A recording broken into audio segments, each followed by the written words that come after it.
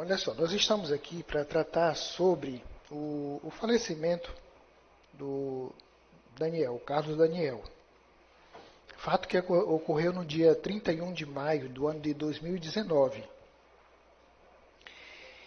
Então houve disparos de arma de fogo em desfavor do Danielzinho, o apelido dele, meliante, quanto mais na prática de ilícitos, é apontado como integrante de uma facção criminosa e veio a ser baleado e morto. Quando eu olhei os autos, eu não vi esses diálogos, eu fiquei assustado, porque eu queria entender o conteúdo e até entender por que o delegado disse que tinha lá nos depoimentos não, nessas trocas de mensagem, a declaração do nome da pessoa que fez os disparos, e aí, de repente, uma pessoa diz assim, olha, paga, segundo ele, um dos líderes lá disse, olha, paga, e o liderado não apagou.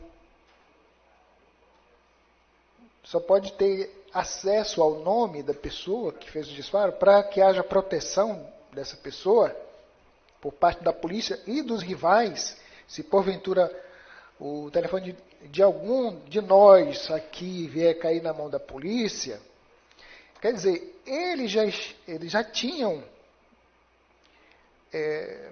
feito um juízo de probabilidade de que essas informações caíssem na mão de um rival ou da polícia, para que não se soubesse quem teria feito o disparo. E eu queria entender por que o chefão deu a ordem e o subordinado não, e continuou lá, mas eu continuei não entendendo, porque não tive acesso a essa informação aí, dessa quebra de sigilo. Eu tive conhecimento agora.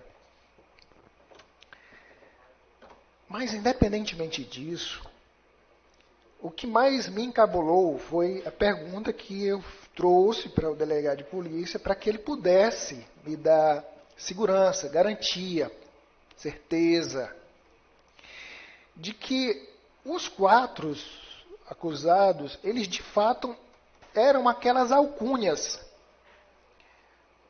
No grupo do Zap tem algumas alcunhas.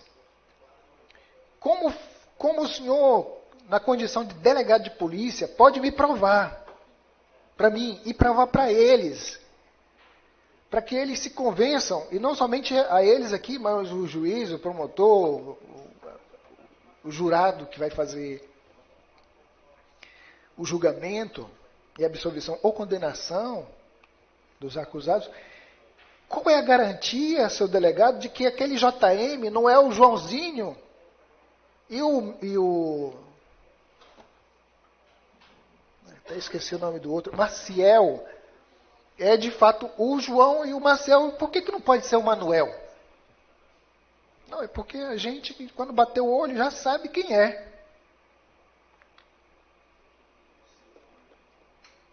Aí eu fiquei aqui com os meus botões pensando assim, bom, se eu pertenço a uma facção, e o meu apelido, vamos supor, é Lopes, Domingos Lopes Pereira, e vou inventar um outro grupo onde eu vou participar, é claro que eu não vou me identificar como Lopes. Eu vou botar lá o meu nome é Pedro. Qual é o teu apelido? Mãozão. Aí no outro grupo é Mãozinha. E no outro grupo é Zequinha. Se eu fosse bandido, eu agiria desse jeito para tentar esconder. Porque deu para perceber que as pessoas aí não estavam escondendo nada. Apesar do juízo de possibilidade de aqueles dados caírem na mão da polícia ou de um rival. Aí, se cair na mão de um policial, se cair na mão de um rival nosso, nós aqui vamos preservar apenas a foto e o nome da pessoa que atirou. E o resto, não tem problema que eles descubram que fomos nós que tramamos, fomos nós que planejamos, fomos nós que ordenamos, somos nós os comandantes. Isso aqui não tem problema nenhum. Esse nó que da minha cabeça não desatou, não desapareceu. Após ler os autos, procurar as provas e tentar identificar. Por quê? Identificar, fazer essa correlação e dizer, olha, de fato, o JM é essa pessoa aqui e não é aquela. Por que que não é? Porque aí o delegado vai trazer os elementos de convicção para que eu fique sem argumentos. Eu acho que deveria funcionar assim. Eu só acho. Mas quando a gente pergunta para a autoridade policial, doutor, e qual é o elemento de prova, de convicção, que o senhor trouxe para os autos? Não precisa. A minha voz é suficiente, eu estou dizendo que é, então pronto, acabou. Eu não entendi. O senhor teve acesso ao grupo? Sim. Teve acesso a todos os numerais de telefone? Sim. E o senhor não pediu a quebra do sigilo para tentar identificar? Não precisa. Eu garanto que o JM é o Ronaldo e pronto. A minha palavra é o suficiente. Nem que o juiz viesse dizer, não, olha, doutor Domingos, fique tranquilo que, de fato, o JM é o Ronaldo. Não se pode acreditar. Nem que o juiz, nem que o promotor, quem quer que seja, viesse aqui e dissesse para mim, o JM é o Ronaldo. Sim, mas com base em que provas? Eu não sou juiz, então é suficiente. É impossível que isso aconteça no mundo do direito. É impossível. Por isso que eu fiquei aqui estarrecido. Eu rodei aqui o processo. Esse outro paralelo, hoje é que eu descobri que tem um processo paralelo a esse. Hoje. E tem aqui como acessar. Um negócio assim. Isso aqui, sabendo disso hoje. Olha, justiça é igual a São Tomé. Só acredita se você vê. Só acredita se você tocar nas chagas. Olha, toquei. Tinha chaga lá? Tinha. Então é verdade. Mas se você não viu, e se você não tocou, é narrativa. É narrativa, não é fato, não é prova, não é direito. Os elementos de prova estavam à disposição, aliás, não são nem elementos de prova, eram indícios. Estavam à disposição da autoridade policial e, em lugar de ela cumprir o papel legal e constitucional, que é transformar aqueles indícios em provas, ele quedou-se inerte e disse o seguinte: eu sou o delegado, o JM é o Ronaldo e acabou. Não pode. De repente mata uma pessoa aí na frente. E quem foi? Foi o Lopes. Ah, eu já sei. O defensor público, ele tem Lopes lá no nome.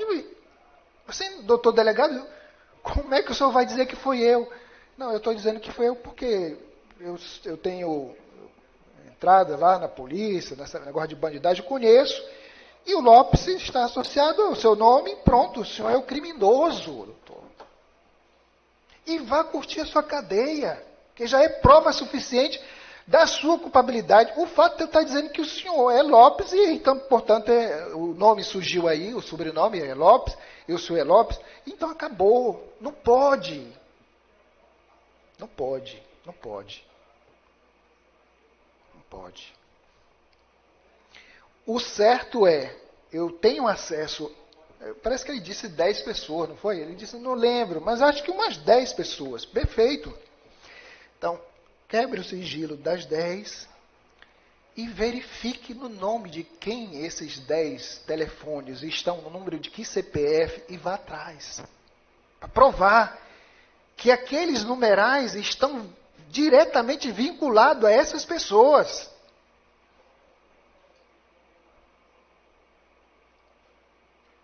Agora, eu não tenho como chegar aqui. Aí eu não fiz o meu trabalho, eu não cumpri com a minha obrigação de pedir a quebra dos dados e descobrir quem está por trás. Eu ainda perguntei para ele, doutor, o senhor, de posse dessas informações, sabendo que o JM e o Maciel estavam na posse de um celular fazendo ligações criminosas, qual foi a providência que o senhor tomou? Qual foi a ordem que o senhor deu? O senhor mandou prender o aparelho dos quais estavam saindo? Não, isso aí é comum, é normal e fica por isso mesmo. Quer dizer, o delegado de polícia não cumpriu o mistério, a obrigação dele, e a suspeita dele se torna em prova. Não pode. Aqui na justiça, tudo funciona na base do São Tomé. Ou você vê e você toca, ou então isso é factoide isso aí. Não tem nada de verdade nisso.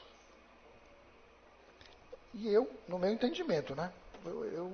Eu não colocaria a credibilidade do meu nome diante de uma situação tal qual essa, quando eu tenho a obrigação, o dever legal de investigar.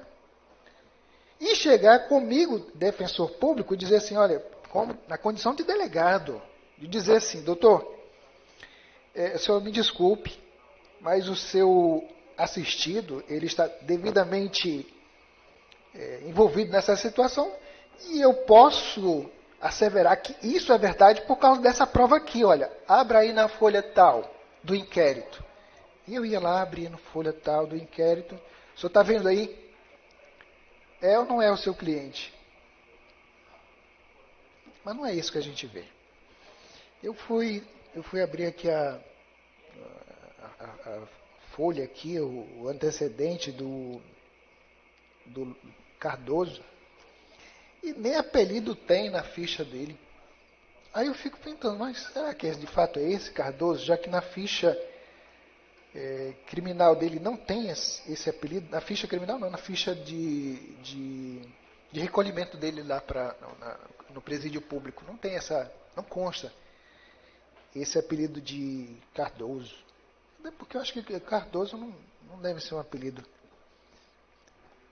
para esse tipo de situação.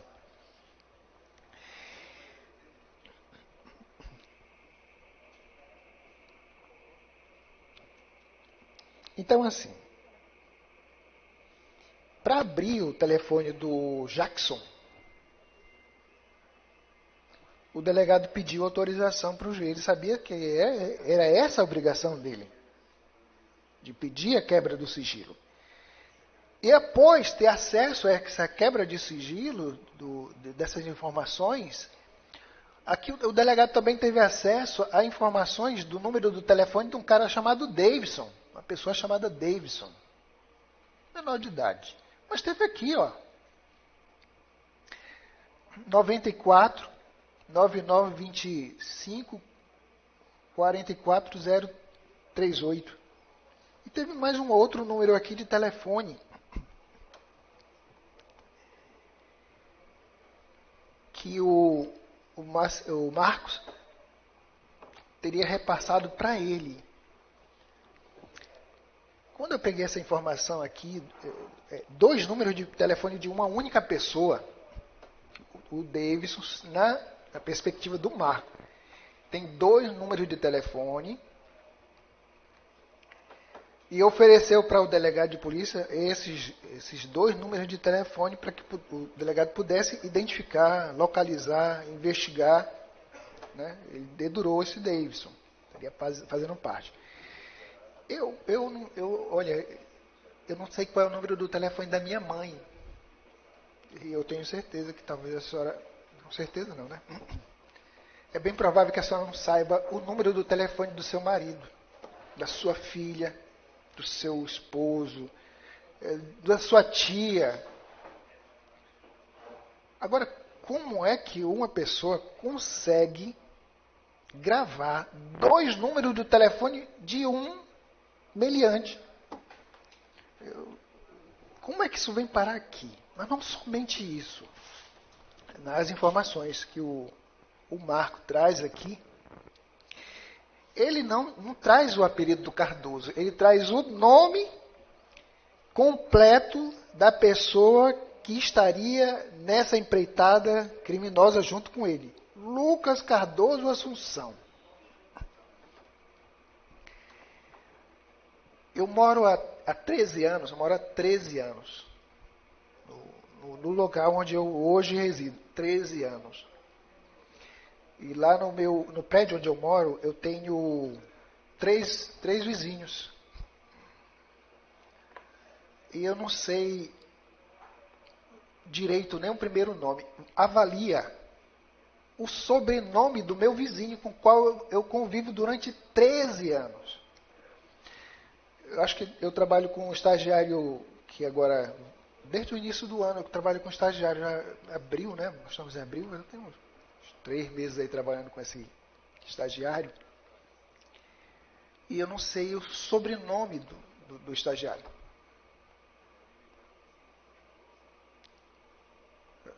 Eu não sei. E aí eu fico tentando entender como é que uma pessoa que trata o outro só por apelido, é Chiquinho, é Mãozinha, é Careca, é Barrigudo, Mãozão, não sei o quê, quando vai identificar, ele não identifica pelo apelido, ele identifica com o nome e o sobrenome. Diz aqui, ó. Esse é o depoimento do Lucas. Segundo o delegado de polícia, o depoimento do Lucas, esse primeiro que está aqui, serviu de base para que ele pudesse elucidar quem teria de fato disparado. Mas o próprio delegado de polícia disse que descobriu quem havia feito o disparo através da leitura daquele grupo de Zap. Mas na projeção dele, e na perspectiva do Ministério Público, quem ofereceu os dados foi esse aqui. Olha só, isso aqui. Um depoimento totalmente antagônico, um depoimento totalmente contraposto, um depoimento totalmente contraditório. Não, mas foi ele. Veja, escute aí o que ele teria dito, lá na delegacia de polícia, o seu Marco. Que o depoente pertence a uma facção, você vê, no dia 31 de 2019, 31 de maio, a parte da manhã, juntamente com o nacional de nome Lucas Cardoso Assunção. Ele não diz nenhum apelido. Foram até a cidade de Ourilândia, do norte, com a intenção de encontrar o nacional de nome Lucas, pois este estava decretado de morte pela facção PCC. Ora, se ele estava dizendo que ele foi se deslocar até essa cidade de Ourilândia do Norte para encontrar e dar um fim nesse tal de Lucas, na perspectiva dele, ou ele estava armado, ou o Lucas estava armado, ou os dois estavam armados. Mas aqui embaixo ele diz assim, olha, encontrava-se com Daniel, esse desafeto, pois havia uma briga com eles. Deixa eu ver aqui. Aqui. Que o depoente apenas estava conduzindo a motocicleta e não sabia que o Lucas estava armado. Não sabia que o Lucas estava armado. Aqui também ele diz que a motivação dos disparos que vitimaram o Danielzinho se prende ao fato de que Lucas e Danielzinho tinham entrado em uma confusão lá numa festa. Houve um desentendimento entre eles e por causa disso criou-se uma rixa entre ambos. Aí eu pego essa informação desconexa, sem nenhum tipo de respaldo com o próprio texto, e com base nessa informação que foi trazida aqui, supostamente pelo Lucas, e com lastro nessa informação, eu vou implicar a pessoa do Lucas Cardoso Assunção. Um depoimento sem pé e sem cabeça, sem lógica, sem coerência, sem nenhum tipo de argumentação que pudesse uma linha coincidir com a outra linha. Tudo que está dito aqui é contraditório. E com base nesse depoimento contraditório, que não bate nem com ele mesmo, aí, não, é com base nesse depoimento, o único depoimento, presta bem atenção, com base nesse depoimento, sem lógica, que se estabelece que existe prova contra a pessoa do seu Lucas. Dá para pedir a condenação do Lucas por quê? Porque tem depoimento dele. Alguma outra pessoa implica o Lucas nessa situação? Não. Foi ouvido aqui a mãe do Daniel, a avó, né, do Danielzinho, Creunice. Também foi ouvido o pai do falecido. E em momento nenhum, ainda tem mais um depoimento, um tal do Eric. São 3 pessoas que vieram depor. Em momento nenhum, essas 3 pessoas que vieram depor, a avó, o pai e esse Eric, narram a participação do Lucas nessa situação. O depoimento da Creunice, Eunice, né? Creunice. Deixa eu ver aqui o nome dela. Creunice, a avó, né? No depoimento dessa Creunice, ela disse, olha, que eu saiba, só tinha uma pessoa envolvida com isso, que é um tal de um Zeca Urubu. A senhora viu o Zeca Urubu, dona Creunice? Não sei quem é. E os outros? Não faço a menor ideia. Quando vai perguntar para o pai, a mesma coisa. O senhor conhece o Lucas? Não faço a menor ideia de quem seja. E o Raimundo? Também não. E o Ronaldo? Pior ainda. E o Zeca Urubu? Eu ouvi dizer que o Zeca Urubu era amigo do meu filho e que estaria envolvido. Mas e o Lucas? Ninguém. Não tem uma testemunha. Se não houvesse o depoimento do delegado de polícia, o nome do Lucas, o nome do Ronaldo e o nome do Raimundo não teriam vindo para aqui. Ou seja, não tem prova.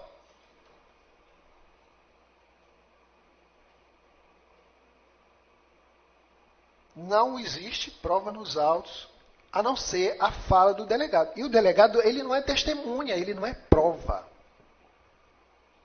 O delegado está apenas relatando o trabalho que ele fez no intuito de chegar à autoria e, no meu entendimento, não é o necessário e o suficiente para que você leve a condenação. Lucas, o Ronaldo e o Raimundo, só porque o delegado de polícia disse, eu fiz a associação entre os apelidos, descobri que era esse e agora condenem.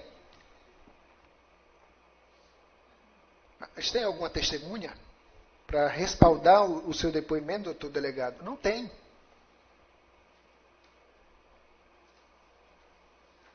Não tem prova.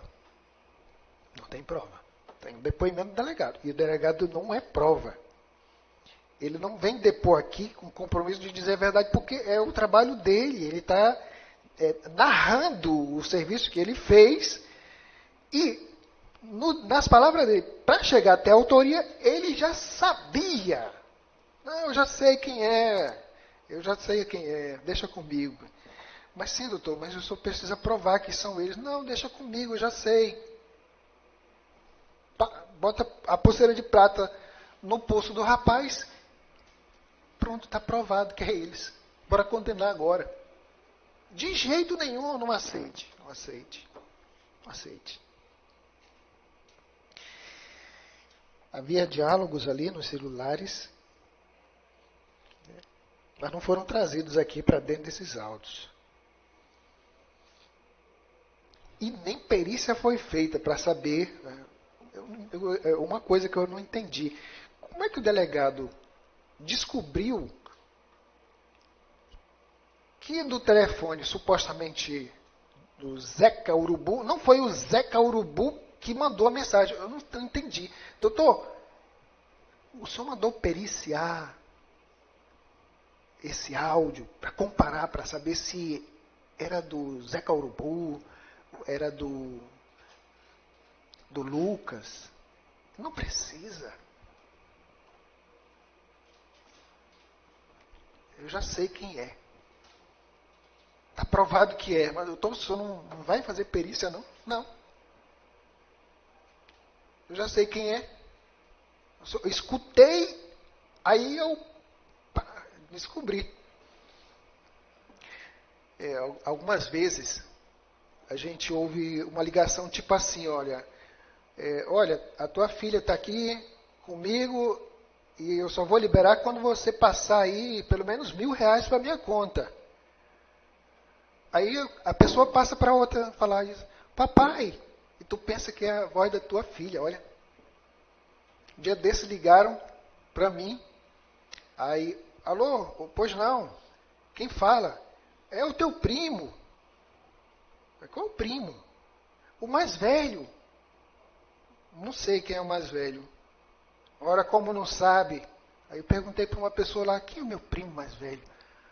Deve ser o filho do João Batista. Ah, sim, é o filho do João Batista. É isso. Agora me diga o seu nome. Não, é o mais velho.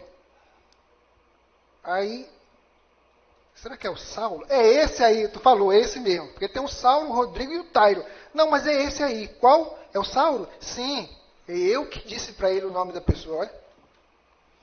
Aí, negócio de um guincho lá para passar dinheiro por causa do guincho e tal. Aí eu fui passar um fio lá pro guincho agora, ele me pediu lá pro guincho, aí fui passar um fio pro guincho. Aí eu digo, não é o Saulo que é o mais velho, quem mais velho é o Tairo. E depois é o Rodrigo, por último é que é o Saulo.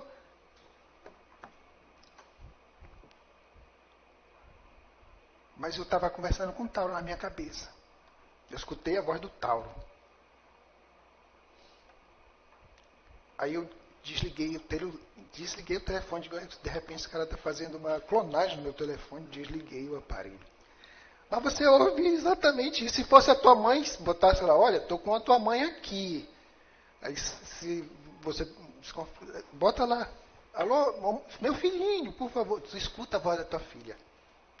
Agora eu queria entender como é que o delegado de polícia escutou e ele não me botou para escutar, não colocou o senhor e a senhora para escutar, mas mesmo assim o senhor tem que se convencer e a senhora tem que se convencer de que aquela voz lá dizendo, família, aqui quem está falando é o Cardoso, e o salve foi cumprido, que essa voz saiu da garganta dele aqui.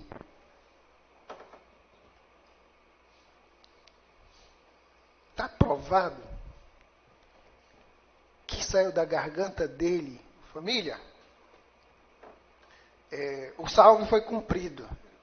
Está provado que saiu da garganta dele, da boca dele, esse negócio aí?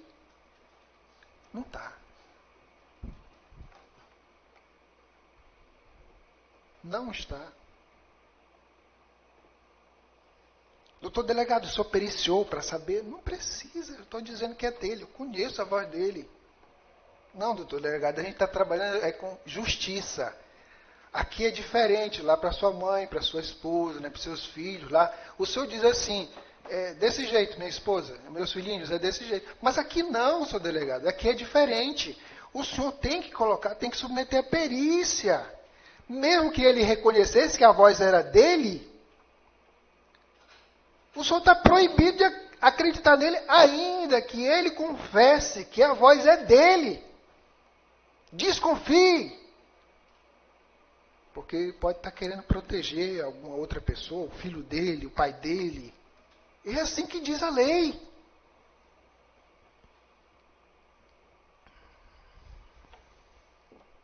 Foi feita a perícia? Não foi feita.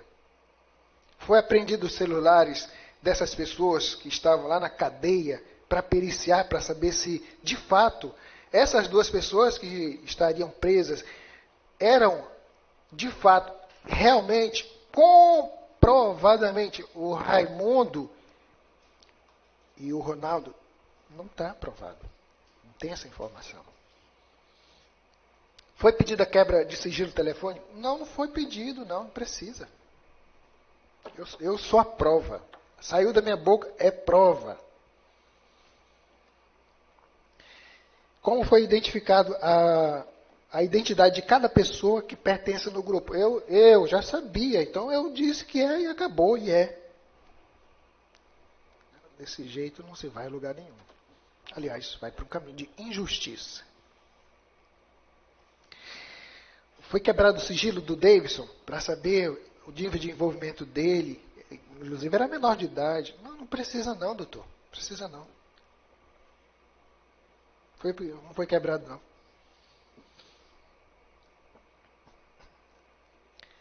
O Lucas morava lá em Tucumã. Não, ele vivia ali próximo. Ele vivia não. Não é que ele morava. Ele disse até uma palavra que agora não ele passou por lá. Uma coisa assim. O Lucas não era de lá? Não. Não vivia lá? Não.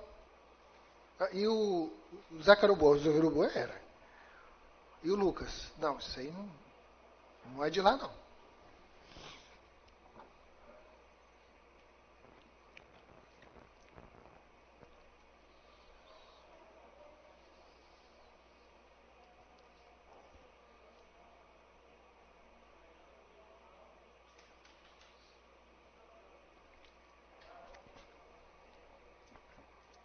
O artigo 197 do Código de Processo Penal diz assim.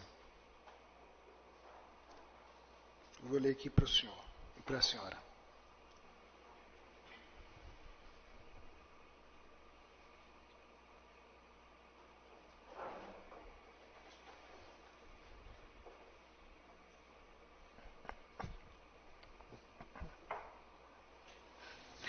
O valor da confissão, segundo o delegado de polícia, o único confesso foi o Marcos. O valor da confissão se aferirá pelos critérios adotados para os outros elementos de prova. E para sua apreciação, o juiz deverá confrontá-la. Veja aí, a palavra confrontá-la. Com as demais provas. Verificando-se se entre elas e estas existe compatibilidade de concorrência. Eu disse para os senhores que o único depoimento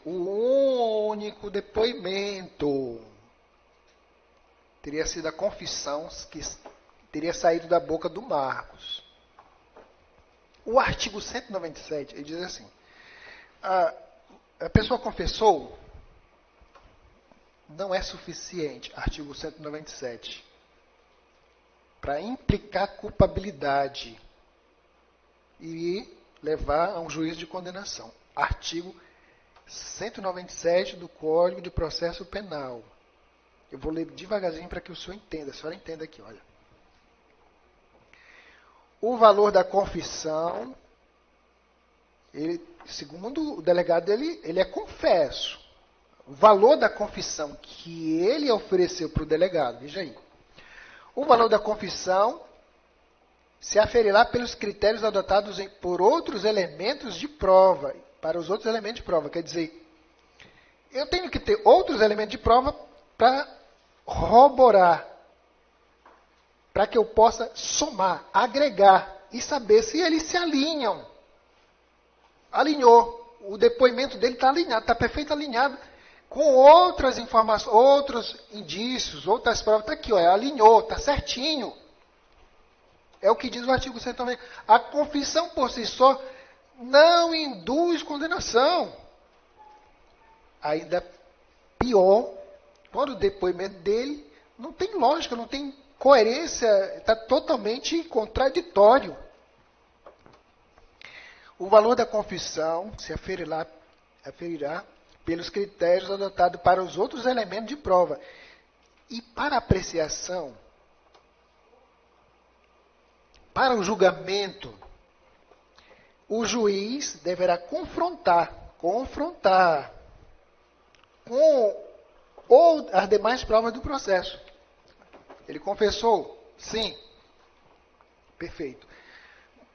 Quais são as outras provas do processo que eu tenho para confrontar com o depoimento dele?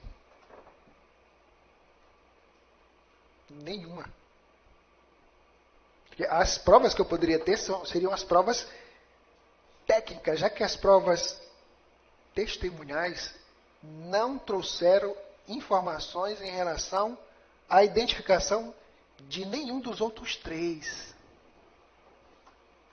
Eu tenho uma confissão, agora eu preciso de outro elemento. Eu só preciso agora de mais dois. Agora. Ou eu preciso de prova testemunhal, ou eu preciso de prova técnica. Um dos dois. Eu já tenho uma confissão, mas eu preciso confrontar essa confissão com outro elemento de informação, de prova que eu tenho aqui, para verificar se está em harmonia com as demais provas.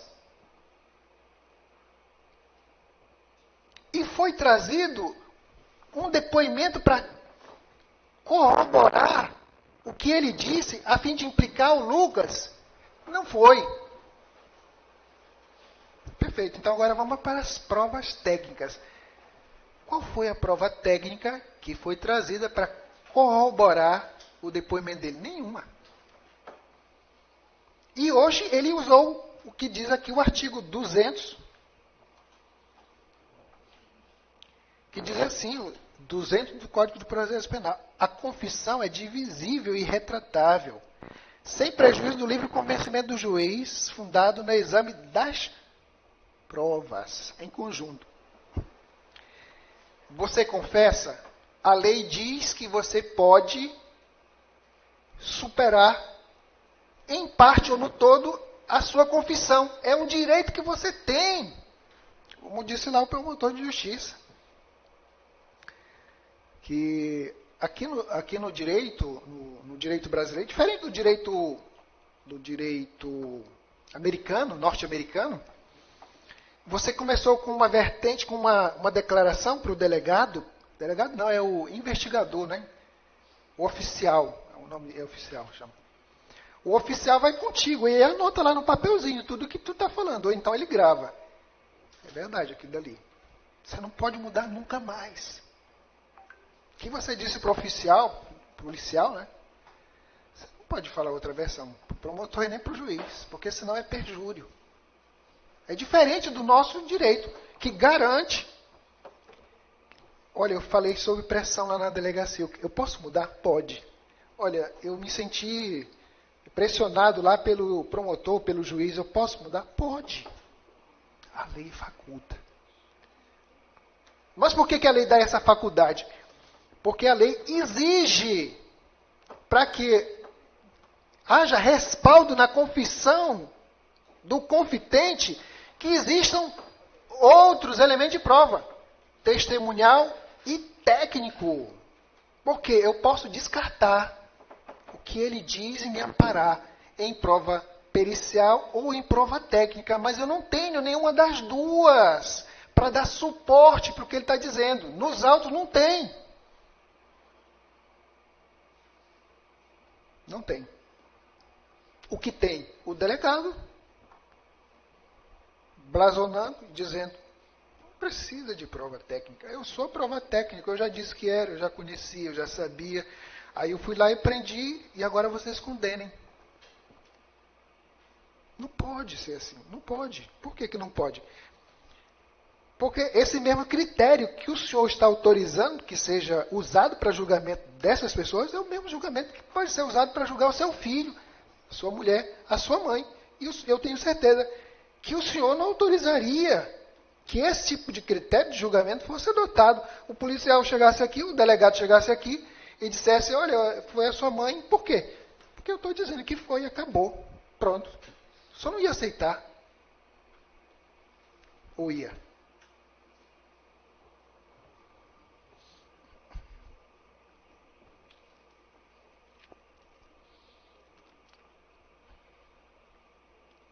Outra dificuldade, eu perguntei para ele aqui, mas passou batido, eu não perguntei para o delegado, mas eu poderia ter perguntado isso para ele, só que eu infelizmente não me lembrei de fazer a seguinte pergunta.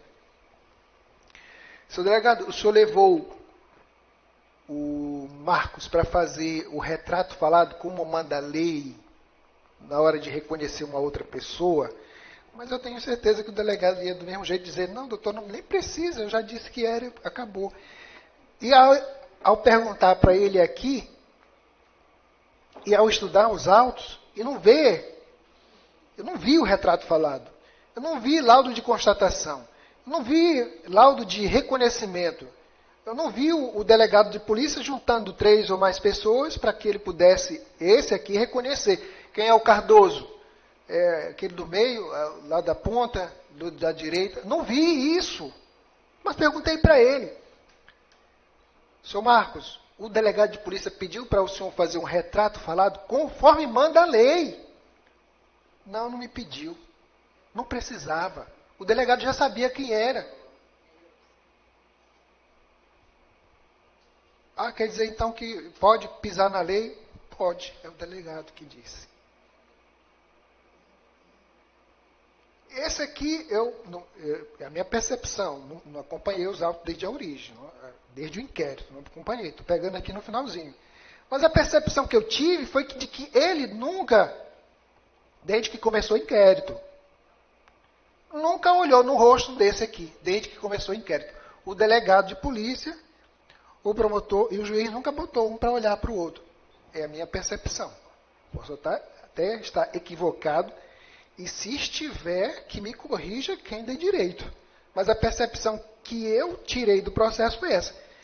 Ele aqui, desde o dia 31 de maio de 2019, no dia que aconteceu a morte do Danielzinho, esse aqui jamais olhou para o rosto daquele ali. Para dizer, esse aqui é o Cardoso. Não vi. Eu posso estar errado? Me corrija quem puder. Mas a minha percepção, a leitura que eu fiz dos autos é de que esse aqui nunca foi posto para olhar no olho daquele daí e dizer, ah, tu é que é o Cardoso. Não foi posto para olhar no olho daquele outro ali e dizer, ah, tu é que é o JM. E também não foi posto para olhar para o outro e dizer, olha, tu que é o Maciel. Não foi. Não foi feito. Por que não foi feito? Porque o delegado achou que isso aí é desnecessário. Inconveniente. A palavra dele é suficiente. Não houve reconhecimento legal. As testemunhas não confirmam a participação de nenhuma outra pessoa. Não há testemunha ocular. A única testemunha ocular, que era o Eric, perguntou para ele, ô Eric, eram 2 pessoas, mas eu não sei nem dizer quem foi. Mas se perguntou para o pai e para a mãe, e quem foi que matou seu filho? Foi o Lucas? Não, não foi o Lucas. Foi o Cardoso? Também não. E quem foi? Zé Carubu.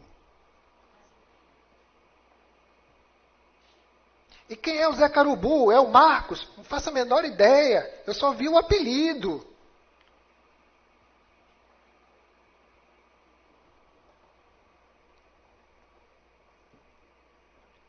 E olha, o negócio de apelido é uma coisa assim, a mente do ser humano ela tem pouca criatividade. Normalmente os apelidos de no meio assim criminoso, eles são limitados. Por exemplo, um apelido que é muito comum é molequinho. Esses aí tem muito molequinho. Aí quando chega um molequinho aqui, olha, esse aqui é um molequinho. Eu fico pensando assim, mas como é que se prova que esse molequinho aqui é de fato esse molequinho aqui que fez isso? Como é que faz? Uma certa vez, teve um processo aqui, primeira vara. Não me lembro o nome da pessoa, mas vamos supor que o nome dele era Fernando. Acho que isso já aconteceu 2 vezes.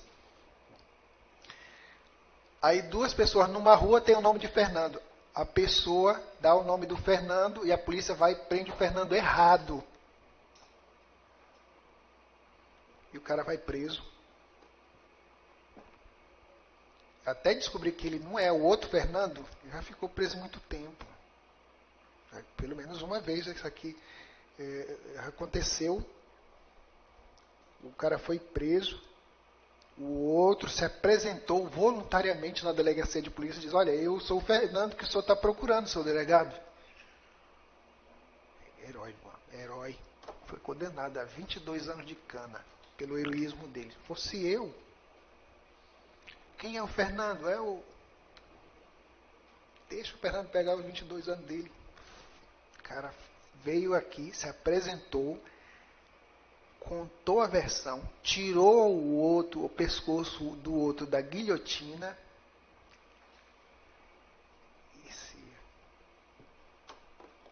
e como troféu ele 22 anos de cana.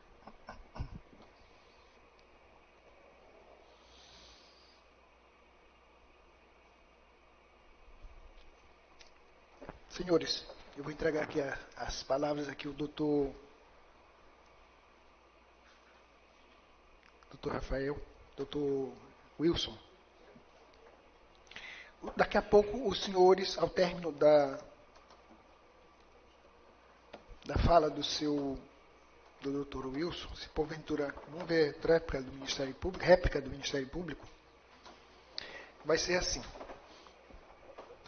São 2 crimes que são atribuídos a eles. O primeiro crime é o crime de homicídio qualificado. E o segundo é o crime de facção, organização criminosa. Vão ser feitas essas 2 perguntas. Com relação ao crime de homicídio, vai ser perguntado assim, o Daniel morreu? Só que não pergunta se o Daniel morreu. A pergunta é técnica. No dia 31 de maio do ano de 2019, na cidade de tal, no endereço tal, no horário tal, a vítima Daniel foi alvejado por disparo de arma de fogo que lhe conduziu à morte? Mais ou menos é assim que pergunta. Sim. Eu não tenho como dizer que o senhor e a senhora devem votar não, porque isso é verdade, está provado. Contra fato, não há argumento. Não tem como dizer assim, olha, mentira, não morreu não. Não tem como, é impossível. Impossível não, né? É muito difícil eu tentar provar que o Daniel não morreu. Você tem laudo, tem tudo aí. Praticamente impossível. Segunda pergunta. São 4 séries de quesitos. 4 séries de quesitos. Perguntar em relação ao Marcos, Lucas, Ronaldo e Raimundo. 4 séries. Vai demorar isso aí pelo menos umas 2 horas de votação, tá? Demora muito. Por causa da quantidade de pessoas. Muitos quesitos. Aí vai perguntar, o seu Lucas, ele participou, está provado, tem prova de que ele participou? Eu olhei o processo e encontrei desconfiança e acusação do delegado como elemento suficiente necessário para que haja condenação do Lucas, do Reinaldo e do Raimundo. Tese dos assistidos, tese da Defensoria Pública. Segundo quesito, Fechou. Diga não. Vote não. Tem prova de que foram eles, o Lucas. Tem prova de que foi o Lucas? Os familiares da vítima acusaram o Lucas? Não. Tem prova técnica de que foi o pericial, foi quebrado o sigilo telefônico do Ronaldo? Não. Tem prova, foi periciado aqui, foi apreendido o celular do Raimundo, onde ele passa as mensagens? Não. Tem prova. Suspeita. Pode ser que seja ele. Pode ser. Ou seja, só vai dar um chute no escuro. Pode acertar e pode não acertar. O risco é de não acertar. Mas, terceiro quesito é com relação a o voto obrigatório. O jurado absolve. Então, num caso como esse, se passar, no meu entendimento, por equívoco, se passa por equívoco, não tem elemento de convicção, não tem provas, não tem elemento de convicção. Segundo, não tem provas. Elemento de convicção, lá no inquérito, não tem contra eles 3. Tem prova? O que é prova? São as informações que são trazidas durante a instrução processual aqui no Poder Judiciário. Tem alguma? Não tem. O jurado absolve?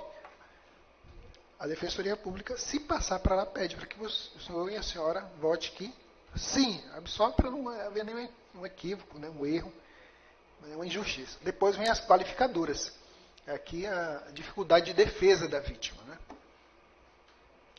E logo em seguida vem o quesito, o juiz também vai quesitar. O seu Lucas, o seu